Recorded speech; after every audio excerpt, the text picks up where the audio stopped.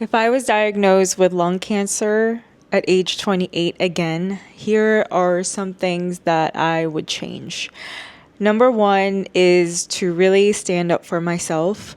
When I was diagnosed at 28, I was pretty quiet, not really questioning the doctors. I knew in my gut that something felt really wrong, but I felt speechless. I trusted the doctors, thinking that they were the licensed ones, they were the trained ones. And yeah, I was misdiagnosed so many times, and I wish that I could go back and tell myself to stand up for myself right from the get go. I know it should have been like the doctors and staff, and that's their responsibility, but I feel like so many people are disconnected from their hearts, their minds, and their bodies, especially in healthcare in the United States, that I wish I would have known that part, that even though they were trained, so many people are just like walking zombies, you know? So I would have definitely stood up for myself, and I would have taken notes.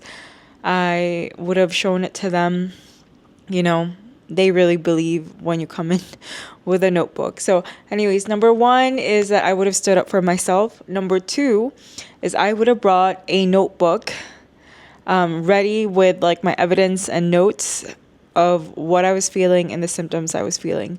Because when you are trying to get diagnosed with lung cancer or a disease in the United States, you are, especially if you're a minority, statistically, you're going to be misdiagnosed. Adding the layer of being a woman on top of that, you are most likely to be misdiagnosed or ignored unless you are like super knowledgeable of the healthcare system. Then you would have access, right? And then you would have knowledge how to navigate those systems. But number two is I would definitely bring a notebook. Number three, from the get-go, I would bring a confidant, like a friend or your partner. You need a witness. You need somebody to remember while you're going through all that medical trauma. You need somebody to remember everything that's going on, right? Somebody to take notes as well. And number four, this is depending on your preference or your beliefs as well with AI. But I know some patients that don't even ask, but they bring AI to take notes for them and to summarize what happened during the meeting. And so that really depends on your preference. You could also take your own handwritten notes or voice record. Make sure, the doctor knows. Some patients are just like, this is my life. I am fighting for my life. Which goes on to the next point, number five. I wouldn't have been so shy or kind of like timid or intimidated by doctors. I was not used to being around medical professionals in that capacity. But I would have told myself from the get-go that was my life that I was fighting for. It didn't matter, that they were licensed in a way that I had to be intimidated by them, or nobility mattered at that point, because it was my life, literally at that point. I feel like when I was first in the emergency room, the nodule was so small. Even though I was experiencing symptoms, the nodule was small. So even though in those 3 months, I wonder, would I have been stage 3A at diagnosis? I think we are on point. It's so beautiful outside. The sky is like pink and blue. Point number 6 is going into the notebook part. I would have documented everything better. I kind of depended on my chart to have all those documentations in there.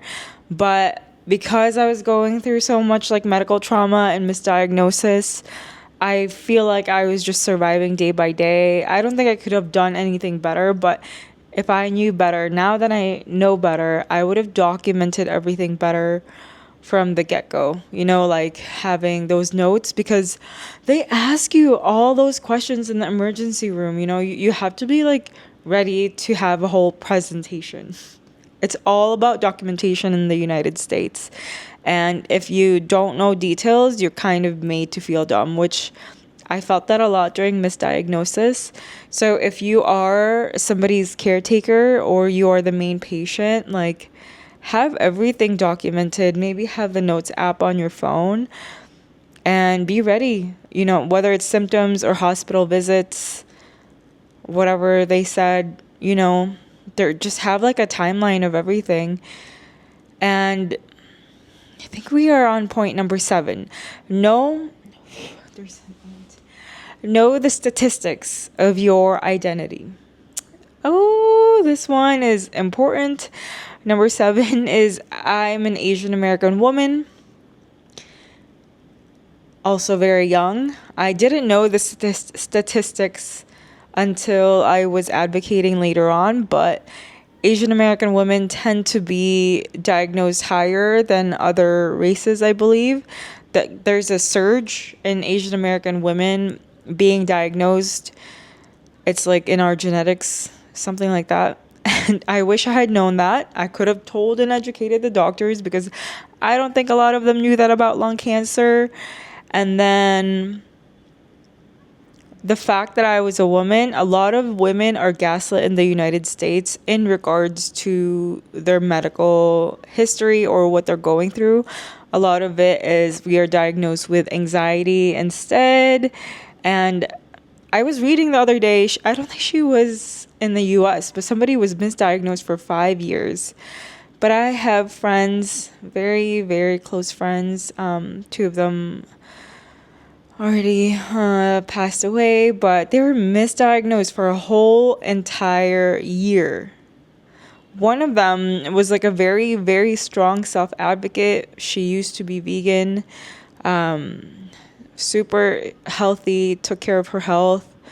And imagine being misdiagnosed for a year. And that is, please know that being misdiagnosed as a woman for lung cancer is actually the norm. Like if you meet somebody who's stage 1A or 2, that is a unicorn. Me being diagnosed as stage 3A is actually, I'm kind of a unicorn too, because a lot of people aren't diagnosed until stage 4, which is the saddest thing, because once you are at stage 4, you kind of have less treatment options. And yeah. So yeah, if I could go back and tell my younger self a few things, these are the things that I would tell myself. Oh, and one more thing is that there's a huge difference in community-based and community hospitals versus the research hospitals.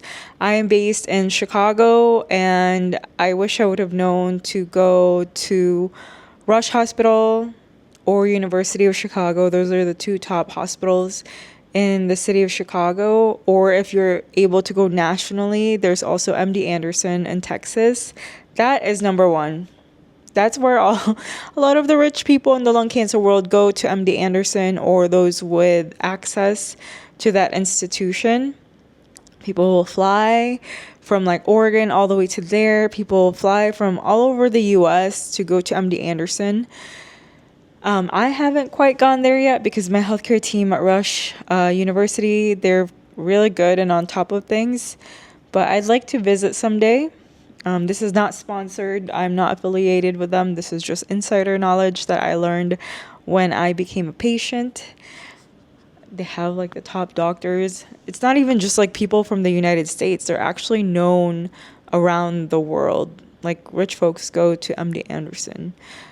And then rich, whether it's resources or knowledge, there's people who aren't rich, but they're very knowledgeable, right? They know and stand up for their rights and their access, and they're able to get into MD Anderson somehow, some way.